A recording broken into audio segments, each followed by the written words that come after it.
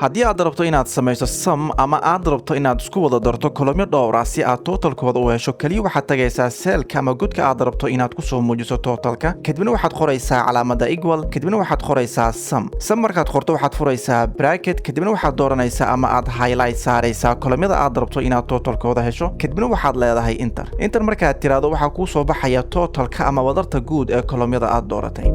haddii ay kugu culus tahay inaad qorto formulada aan hadda qornay waxaad marka hore dooranaysaa ama aad highlight saaraysaa kolomyada aad rabto inaad totalkooda hesho kadibna waxaad keyboardka isla qabanaysaa alt equal kadibna waxaa kuu soo baxaya totalka kolomyada aad dooratay